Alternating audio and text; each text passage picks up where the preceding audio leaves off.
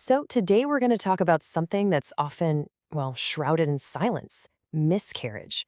We're going to get into the biology of it because understanding what's actually happening in the body is a huge step toward having more compassionate conversations and making sure everyone gets better care. All right, let's jump right in. Okay, look at this number. It is just staggering. Globally, something like 23 million pregnancies end in miscarriage every single year. Think about that. It's an incredibly common part of human reproduction, but it's one we just don't talk about openly. And, that really is the heart of the problem here. Even though so many people go through this, it's still treated as this taboo subject. And that silence, it creates a vacuum where misinformation and stigma can just thrive. Right. And when we don't talk about it, the whole experience becomes incredibly isolating. All these myths and misunderstandings, they can lead so many people to blame themselves for the loss. And that just piles this heavy, heavy emotional weight on top of what is already a really difficult physical experience. Okay, section one. Let's start with what is maybe the most important thing to understand. Most miscarriages are completely, totally unpreventable. We're talking about biological factors that are way beyond anyone's control. It's not about something a person did or didn't do.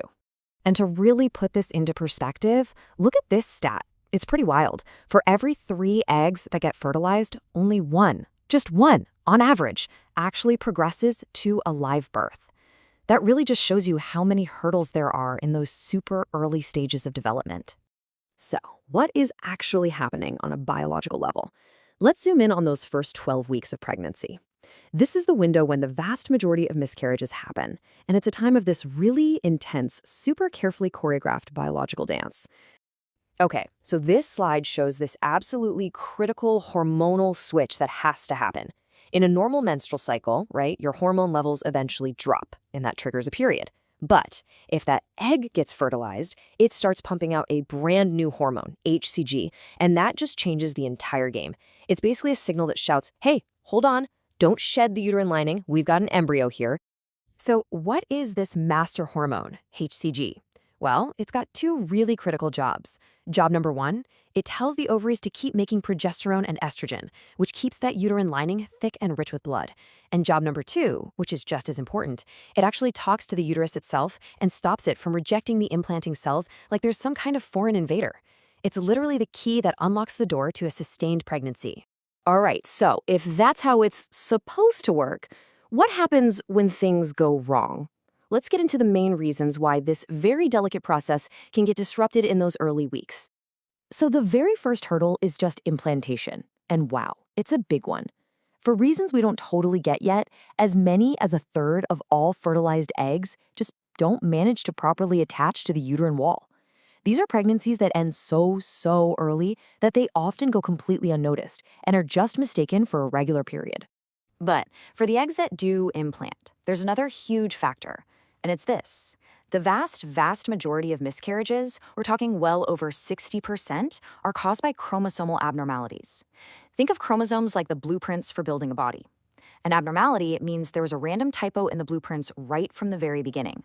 And this isn't something that's passed down genetically. It's usually just a spontaneous error that happens as cells are dividing. It just means the embryo can't develop correctly. And, understanding this biological reality is exactly why that self-blame is so misplaced. So many people worry that things like being stressed or having a cup of coffee or normal exercise or past choices cause the loss. But the science is just crystal clear on this. Those are not the causes. The cause is almost always an unpreventable genetic issue with the embryo itself. Okay, so when a miscarriage is confirmed, the focus rightly shifts to making sure the person is healthy and safe. And it's absolutely essential to know that there are safe and effective medical options out there to manage the process. Basically, there are 3 main paths a person can take, and the best choice really depends on their medical situation and, their personal preference. So let's quickly break down each one. All right, first up is what's called watch and wait or expectant management. This is pretty much what it sounds like, letting the body pass the tissue on its own time. And it's successful a lot of the time, up to 90%. But the big downside here is the timeline. It can take weeks, and the bleeding and pain can be really unpredictable. Option 2 is medication. This involves a couple of pills, mifepristone and misoprostol, that help the uterus contract and pass the tissue. This whole process is way more predictable. It usually takes just a few hours, and very often it can be managed safely and privately right at home. And then there's a third option, which is a simple, very quick procedure called vacuum aspiration. This is done in a clinic where a healthcare provider can remove the tissue in about 5 minutes. It's the fastest and most predictable option of the three. So, when you look at them side by side, the crucial thing to know is this: all three of these methods are safe and effective. The choice really just comes down to what's most important to the individual. Things like timeline, where they want to be, and how much predictability they want. It's all about empowering that person with the information to choose what's right for them.